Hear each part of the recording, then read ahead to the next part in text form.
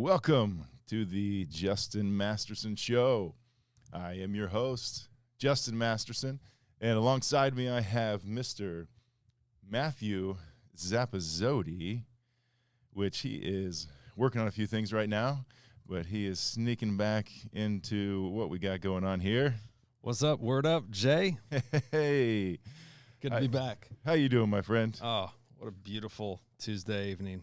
It is a beautiful Tuesday evening. I believe so also.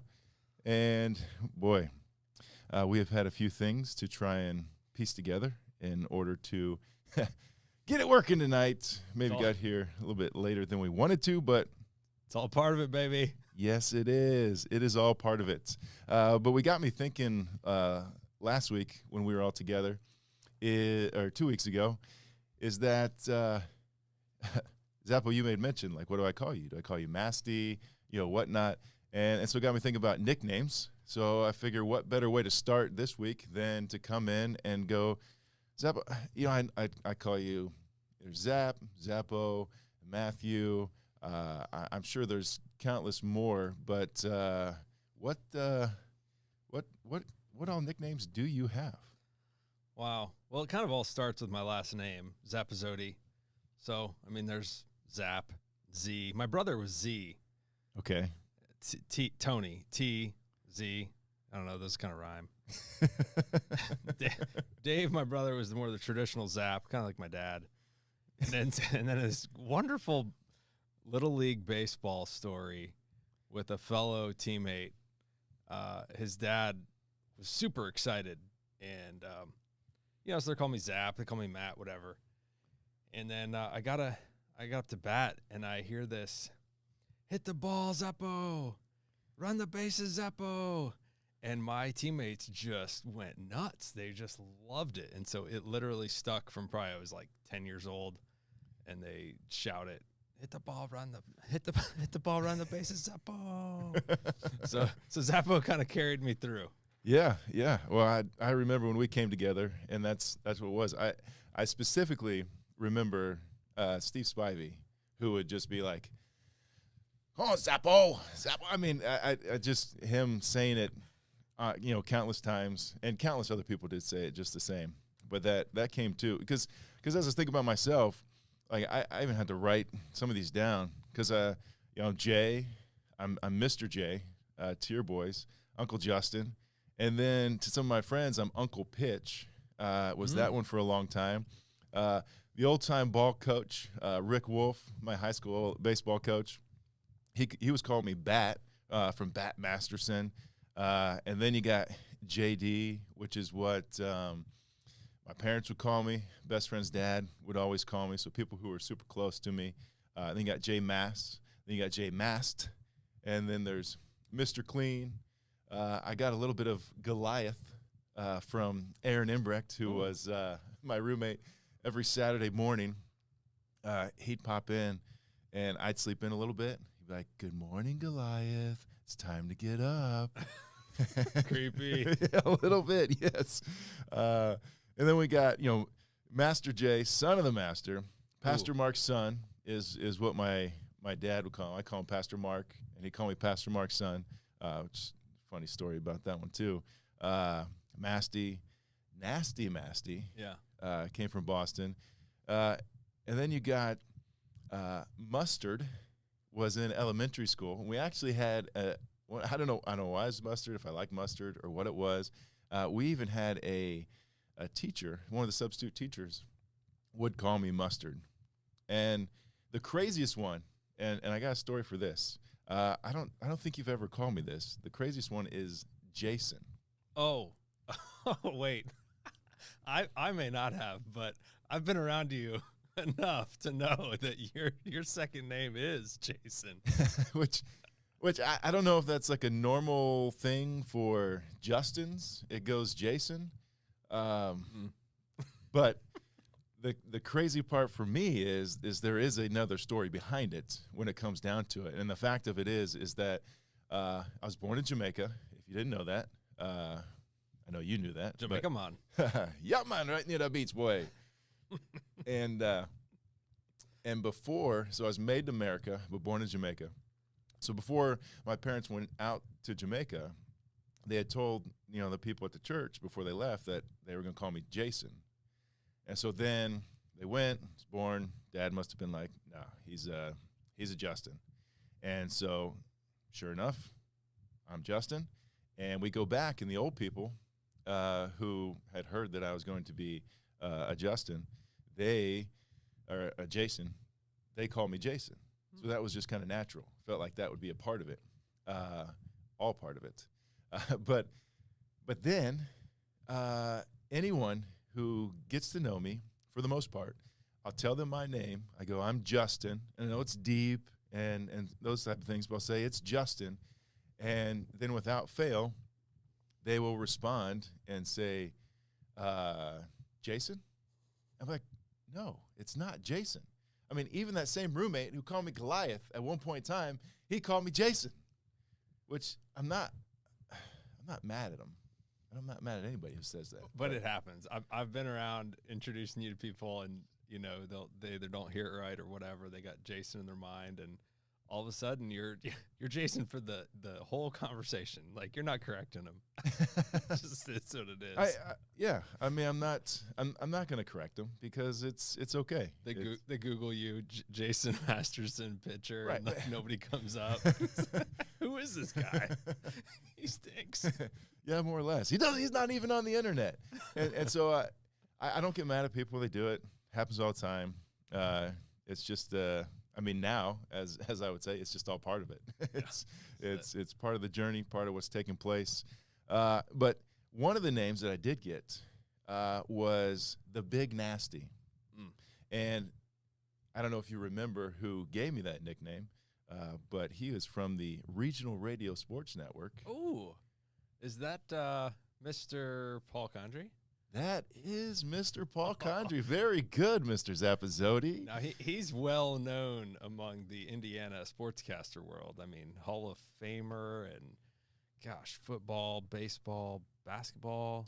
I mean, yes. Does he have any sport he doesn't cover, like rugby? No, I think he does it all. And if you are in Indiana and you're watching the sports or whatever, Regional Radio Sports Network does tons of things. He's got his Gritties, which is football. He puts out this huge booklet of football, every program, everything going on. It's really interesting. But I bring him up because one of my first starts in radio was really with Paul Condry. Oh, yeah, that'd be okay. Circa 2004, and we're at Bethel.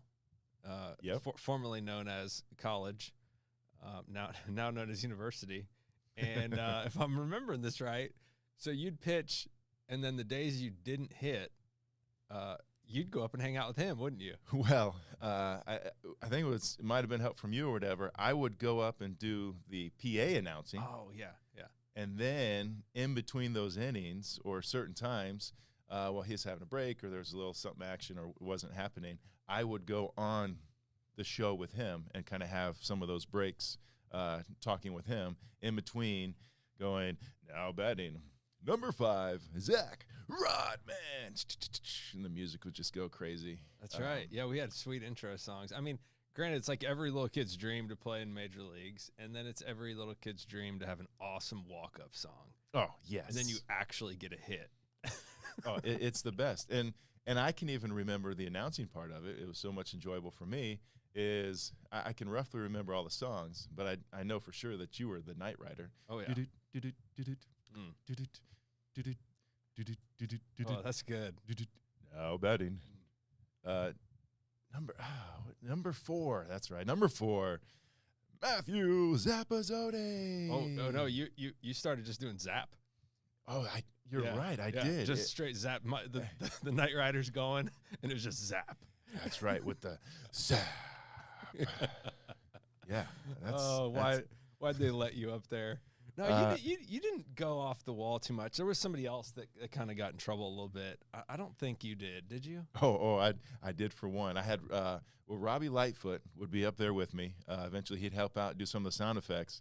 But there was one time when a coach was going out to argue, and Are you crying? Are you crying? There's no crying.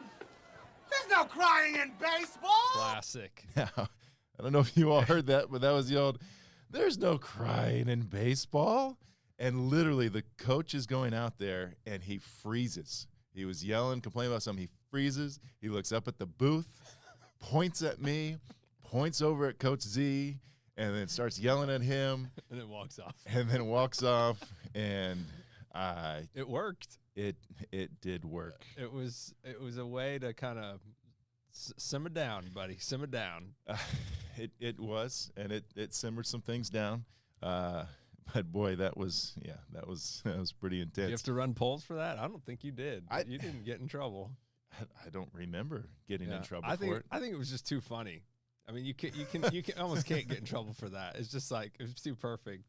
Because I think everybody was laughing. Yeah. They were just like, I mean, the coach was caught off guard. We'd been playing sound effects the whole time, anyways, and I think he was just the natural theme song would come on with a home run as they're running around the bases. We play the natural theme song. Oh, so good. Oh yeah. Oh, absolutely. That's the beauty of small town ball. I mean, it's like our attendance is 40 people, including parents.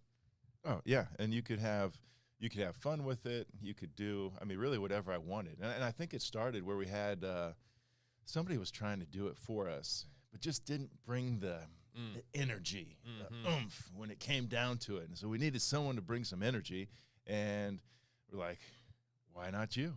And I was like, you know what? Coach, why did Coach even allow it? That's so weird. Well, I'm a freshman coming in. Yeah, but you didn't have it. I mean, we'd probably rather have you up there than a dugout bugging everybody. So it's like, hey, we're losing, and we need some pump up music to get some energy here. Let's go. We had double headers, man. It was like a 5-hour day. Yeah, that is true. That is very true.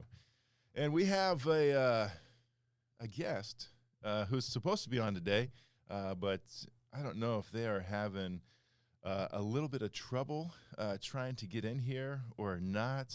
We're trying to connect them up and see if we can get them going on top of this. So we're going to keep trying to do that in between time and all this type of stuff. But within that, we'll just keep on going. Cruise with it, baby. Absolutely. I hope we get the guest. I mean, that would be great. It will be great. But it just like you talked about right there, that reminds me. I see. Might as well just wear out nicknames right now. Okay. And so I got to give it out because I do like nicknames, and I think they're great. Some people may not. I did go through a spell where I would call people by their first name and just kind of rock it like that.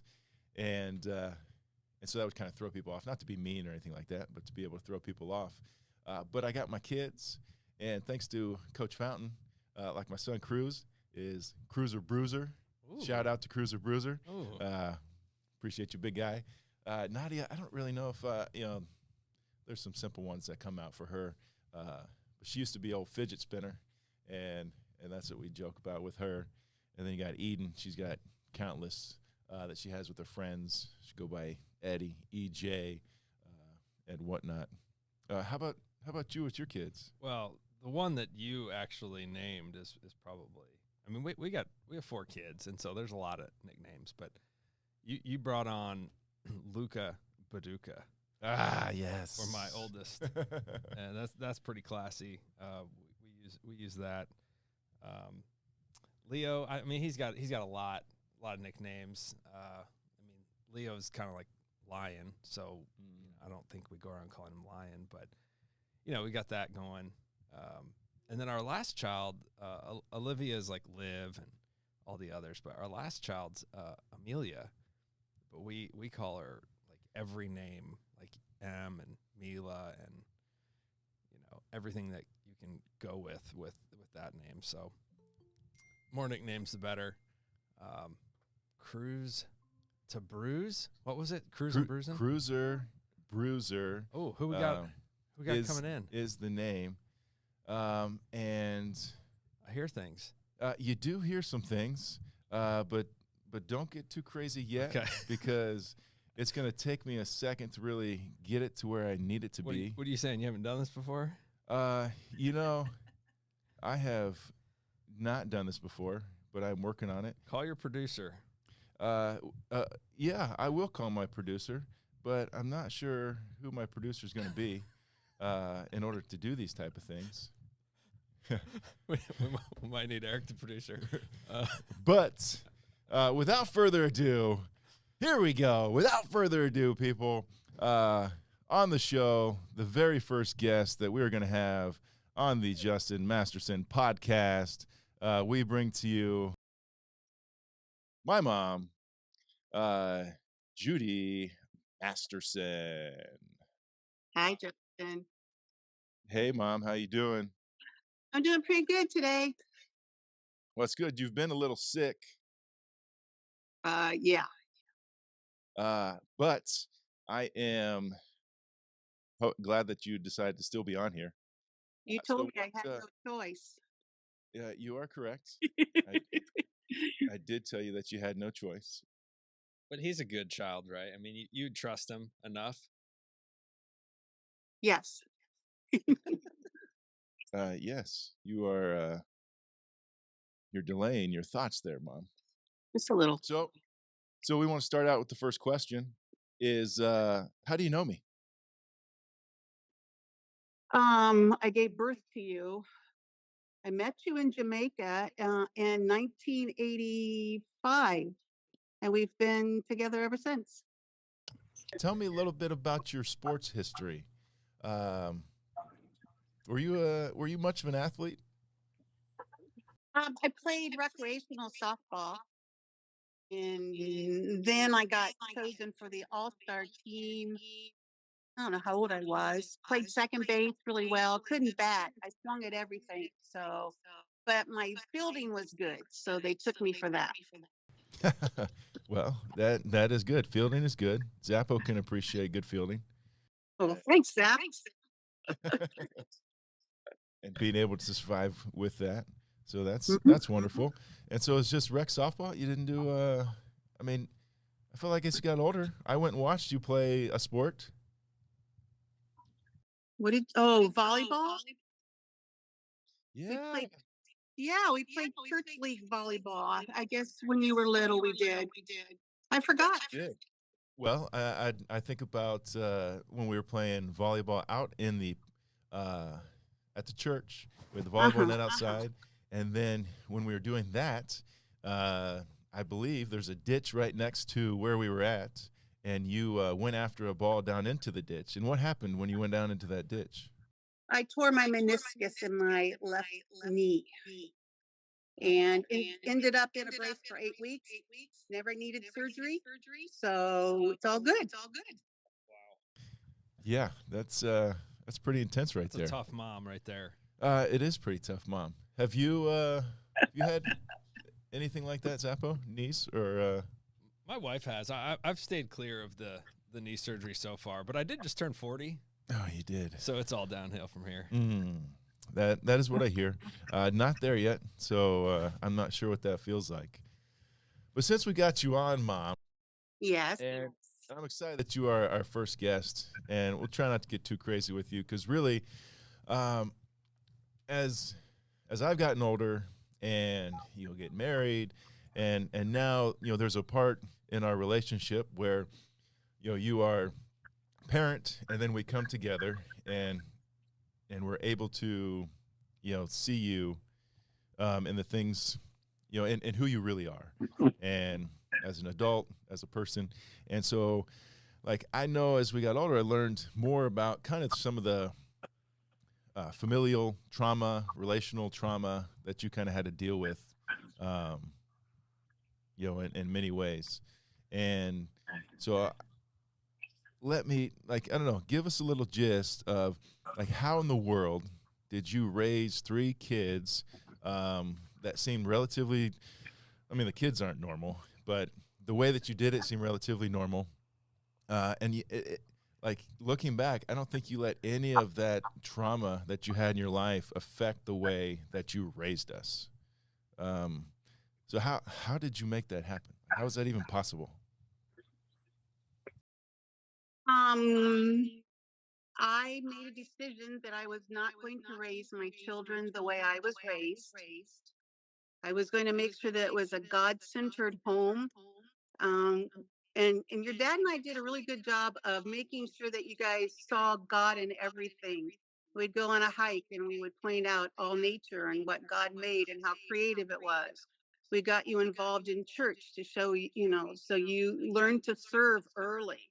You helped me in children's church and things like that. We also talked about dad's sermons on Sunday, and every question was allowed, and there was no non questions when it came to learning about the Bible and God. Knowing that a consistency in our relationship with each other, our relationship with God, is what we wanted you guys to have too. So we worked really hard to do that and not listen to my mother who said things that I needed to do so you guys didn't grow up as hoodlums. And Because what were some of those things? well, I was supposed to discipline you more, but we all know that who know you know that I couldn't spank you because you'd turn around and say that didn't hurt. Um, I right? did. You did. I did that once at least, where I Hmm. all I remember is that you spanked me. I turned around and said that didn't hurt, and then you said wait till your father gets home. And as I constantly say, I I must have blacked out because I don't remember anything after that. Yeah, it So I hurt. don't know really. I don't know if it happened or not. Uh, but like, how did you? So yeah, God's been a big part. Your realness of your relationship with each other and those type of things. But how did you like balance the discipline and the playfulness? Because we'd be in McDonald's and you were no doubt the one who was. Well, I mean, at one time we were there, and you were the one who started shooting spit wads at everybody, and so it like that. That's what makes me wonder, like what how does that I don't know, how do you make that difference between being intense and trying to be disciplined and then being playful? Well, I think you know that there's a good boundary there. When I was growing up, we never really had a lot of friends. My mom wasn't well, so therefore we didn't have a lot of kids over to play in the yard. We didn't go to people's houses. Friendships were just at school, and that was only one or two. I wanted my children to have friends. I wanted them to have fun and enjoy life. Life is too short not to. So I have a creative side on me, and we would do things, but then we would know when to stop. So once it got to a certain point, we all just, we'd say, okay, we're done. And then we would all quit. So it was a happy balance. Nice. Yeah. Yeah, I mean, I feel it's difficult, as a parent. I mean, that's kind of what I'm calling out here. We have a lot of non-parents, parents, other things. People have done things different ways and whatnot, but being able to understand like that balance of playfulness and it's probably not the same for everybody, but it is kind of intriguing, just the fact of like, I mean, I don't know. It's been hard. It's been a journey for you, Mom, and trying to figure out like how to. I mean, we don't have to talk about it, but like how to forgive your father a little bit for some things that have taken place. Like both your mom and dad have passed away. Yeah. My grandma and grandpa. Um, but we find that it's still a challenge even after their death to kind of deal with some of that trauma that took place. I don't know. You want to talk a little bit about some of that? Well, but we're mandated to forgive. And it took me to go to college, the freshman year spiritual emphasis week, where they spoke on forgiveness, and I had to actively work to forgive. And forgiveness doesn't come overnight. Forgiveness is a continual thing. So I forgave dad. And when things would come back up, I'd say, Satan, I already forgave dad. So just let it go. It's a continuous thing. You forgive so that you yourself can walk closer to God, not for the other person. You do it for yourself. So, you know, at my age, I still forgive Dad. It's a conscious effort to do that. Yeah. No, I can understand that. I can see how that works that way. Which kind of leads me into it sounds like you've been continuing to work on these things and to grow and learn and be able to adjust on that. But you're not young anymore. So what are you? Yeah, you're not young anymore, Mom. It's okay. But what are some of these things that you're doing that you're trying to do or are doing to kind of continue to grow? Well, I have a son who gives me books to read. Right now, I'm reading the Rare Leadership book, which has a lot of things in there. As a pastor's wife and a mom, my goal is to continue growing my walk with God and how to include others in that and lead them to a closer walk with God also. So the Rare Leadership book has been really good for discussions with you and your dad, and just keep learning on those things. You're never Yeah. going to know it all. No, No. you never are. You never are going to know it all. But it is really neat how you can continue to grow and grow and grow and continue to learn, even though they say old dogs don't learn new tricks, Mom. How do Hey, you respond to that one? well, I'm not an old dog. Um, Oh, okay. um, Yeah, that's true. I I think you have to want to learn. I think you have to strive to learn and not be content where you are. You know, a lot of times when you retire from a job, you just go around and sit there and do something and you lose the capabilities of doing things. I watched Mom when she retired. You know, she got Alzheimer's and thinking was really hard to do. My goal is when I retired from teaching was not to sit, was to continuously learn. And so I learn about education, the new things that are going on. I learn how to read a pattern when I'm sewing. Those are hard for me to do. I learn how to garden more naturally. I'm constantly always keeping my mind going and learning about all kinds of things. I like it, Mom. Well, hey, Mom, I know it's short and sweet, but I appreciate the great words that you kind of given to us. I mean, it's just neat to think about how, God at the center of everything that's going on, and not just that, but just the way, you and Dad, you talked about kind of your relationship and being able to talk to each other about the things that are happening and going on, and not trying to hide everything, but of course not like relaying everything that's going on, because you didn't let the trauma that happened in your life affect the way that you raised us. And even, later on in life, we only found out about it because, there was one point in time where, we were getting together and we're talking, and you were just like, I feel like my dad's yelling at me.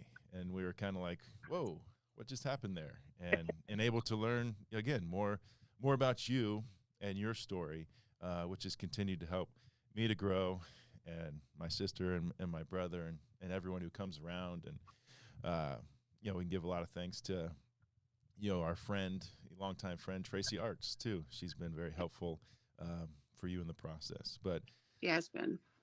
thank you so much for being on, and maybe we'll have you back on here again, Mom. So appreciate you, Love you. and we will talk to you another time. All right. Bye. Bye, Mom. All right. Well, there you have it. That's my mama, Miss Judy Masterson, on the show. And we're not done here yet. We're going to continue on. I know we're at 7:34, but it's great to hear those type of things. And again, sorry if the audio is a little echoey and going back and forth. There was one thing I wanted to check. Probably need to sync my audio with the Google Hangouts, Google Meet that I was using, but wasn't able to do that. Like I said, fire your producer, get a new one. You're paying him too much. Yeah, that I am. Seems that way. But you have been working your tail off over there to try and make us sound as best as we can. But either way, It's all part of. It's all part of. It's all part of. It's all part of it, baby. and it is all part of it. It's all part of. It's all part of It's all Oh, part of. I just love it because it is all part of it. And right now we're going to talk about it's all part of it. It was interesting, as we told you, my grandma had passed away, my dad's mom, and went to the funeral. And sure enough, as I get to the funeral, I am talking to my cousin Tyler and his wife Mary, and they were talking about, as they were trying to drive up from Dayton, which is where they're coming from. We were all heading to Fort Wayne, and the alternator in their car or van, whatever it was, in their vehicle, went out.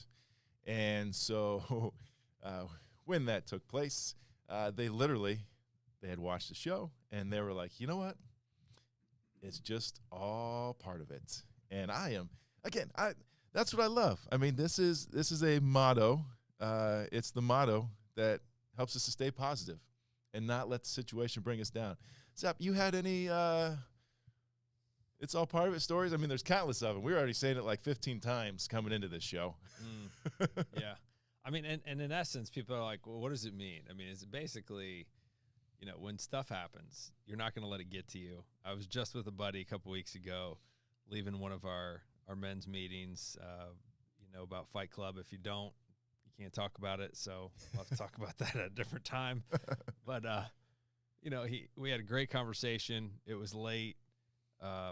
Literally, he's like, I got to go. My wife is expecting me. And so he got a text message and was like, oh, there's my sign. Got to run.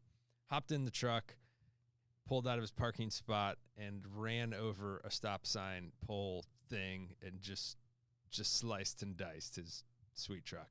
And he got out of the car, and I was expecting an eruption.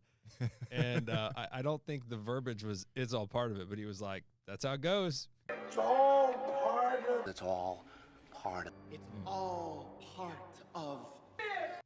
Beautiful. There it is, baby. I figured it out, people. Hey, give us enough time. Figured it out, and I'm able to get my audio where it's supposed to be. So now it's not so echoey the way it was. Did you ever watch Pinky and the Brain growing up? Oh, you know what? I almost put Okay. Pinky and the Brain on here. It might come in. Some of our old classic cartoons, like shout out to the Homestar Runner fans. Homestar. We actually said Coach Z twice. I was wondering if anybody would pick it up. And then, so part of this saying from an outsider's perspective is just like, hey, don't let it ruin your day. Like, life's going to go on one way or another.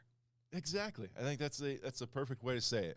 And that's where, again, as we're coming all through this together, we're looking to entertain, encourage, equip, inspire. And so that's one of the things where it's just simple and sweet, where we're able to just throw that out there and shoot. We had one of our coaches was telling me about the fact that one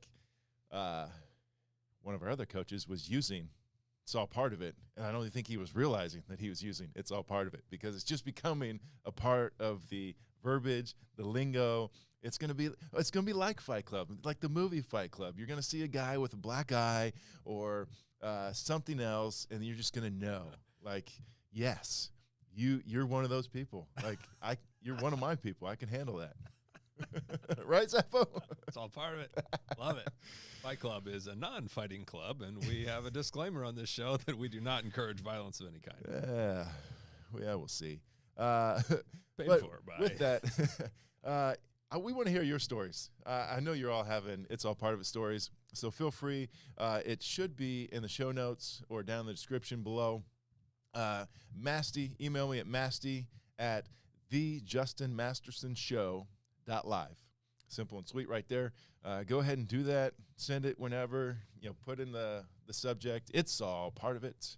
And, let us know. It's all part of. it's all part of It's all part of. Yeah, that's a bunch of different movies. And I'm also trying to work some T-shirts.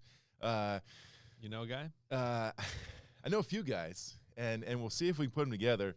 And so Zappo can't actually see this, but I can see it on my screen, where you got this one that you guys can see if you're looking at it. It says it's all part of it on the front, little JM logo on the back.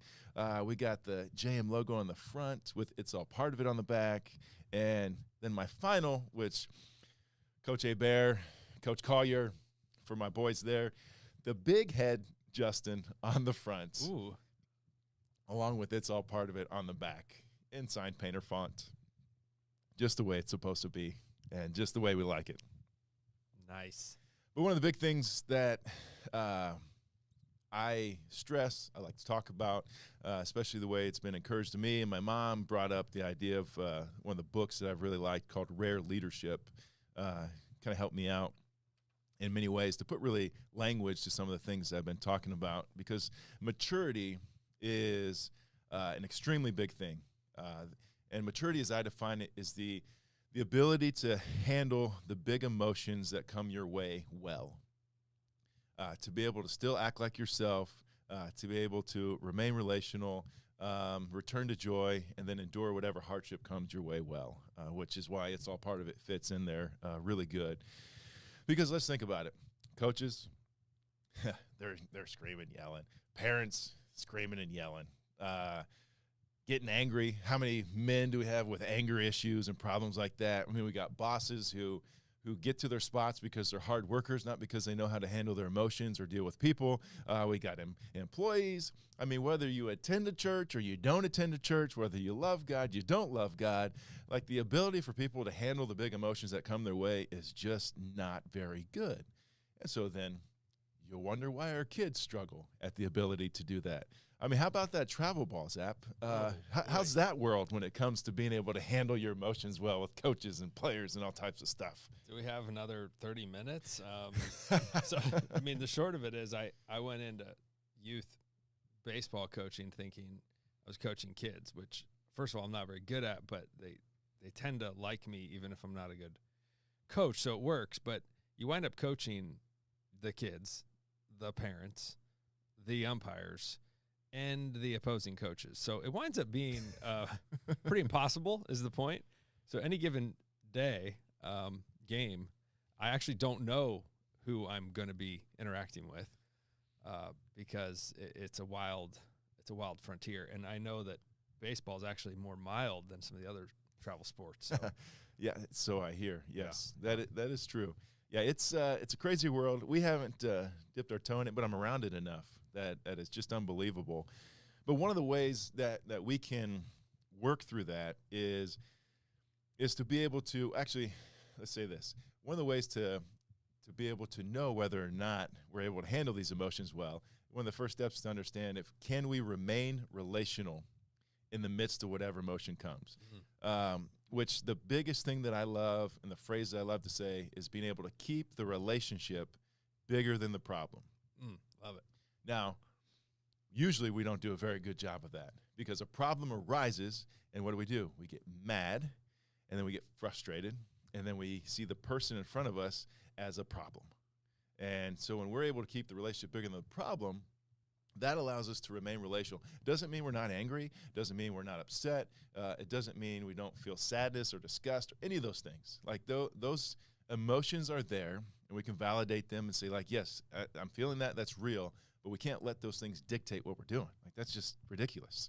And so through that, one of the ways we like to do that is a thing called cake.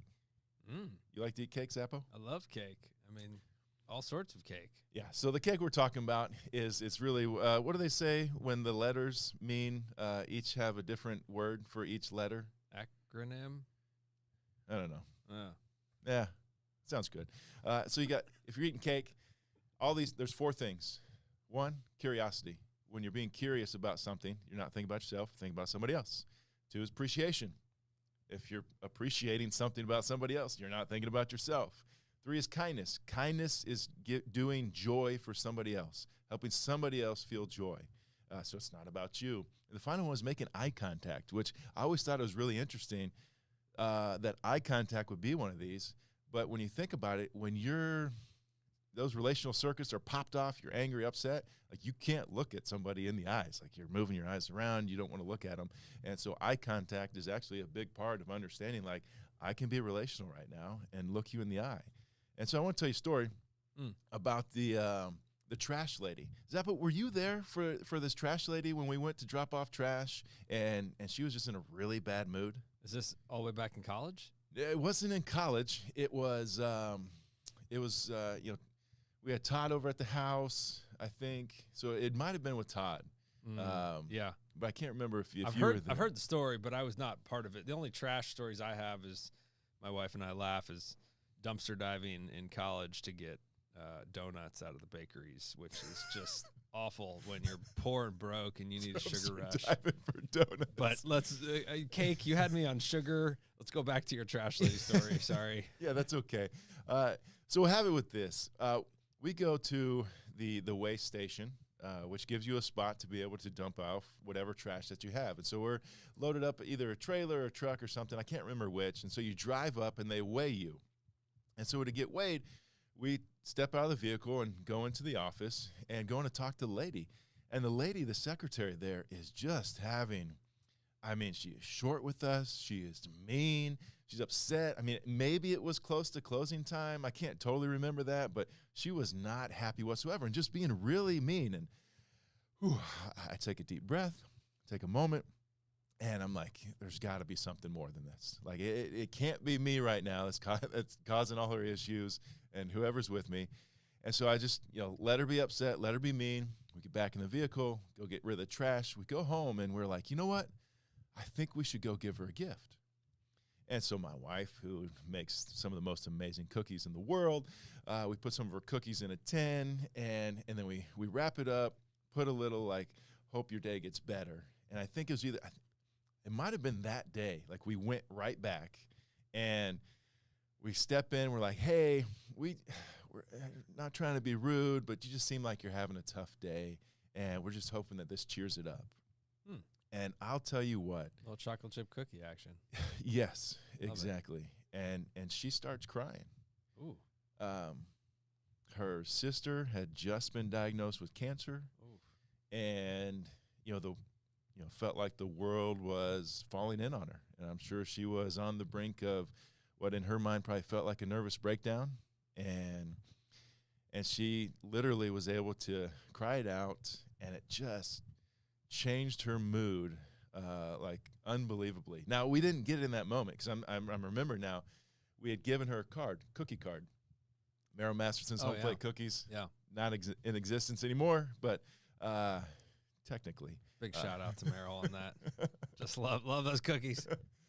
But we left a cookie card. The lady sent an email, and that's how we knew, because we didn't stick around to really hash it out with her. Left her email, and she just was able to send us an email and tell us the incredible story as she's in tears, telling us all about it. And so that's just one of the many ways to be able to understand that, like, if you keep the relationship, and you're like, well, you didn't have a relationship. Well, I established the relationship when I walked in. And so if you can keep that relationship bigger than whatever the problem is, that's going to change the way any of these conversations go. And so I'm going to challenge you as I challenge myself and as I challenge Zappo. Next couple of weeks, work on it. Work on having a little cake, being curious about somebody else. When you feel that those big emotions come on and you're like, I'd rather just punch this person in the face, even though we do not condone violence. That's right. But you might feel that way because it wells up inside of us. Go do some substitute teaching and well up even more, or hang out with coaches. I see you cringing over there, Zappo. I'm just trying to remember the A. The appropriate. You're at curious, and I'm just trying to remember the A. Appreciation. Oh, love it. Because it's not me. I'm trying to appreciate that beard of yours. Curious, like Ted Lasso. Yes. Appreciate people. Yes, and then you're going to be kind, because kindness is trying to bring joy to somebody else. Yeah. And so that's what, when we're bringing the cookies, that's us being kind, showing some kindness to the lady. I just heard gratitude is the forerunner for generosity. So if we go there, you appreciate them is the gratitude, and then the generosity is with your words, being kind. So that sticks up. I like it. Yeah. And then E? E is eye contact. Oh, yeah. Looking right into the camera. See? Making eye contact right now. I see you out there, Danny Collier. Appreciate you. Number 29? He is number 29, jersey in the back. Big DC representing U of Indy. Hitting coach, Fishers Tigers. Which, while we're on Fishers Tigers, for my last bit, just because I wanted to leave you with the cake, and then that's how we were going to end it. But instead, when we're rocking it right now, as we're coming to the end of our show, I got to give a shout out to Mr.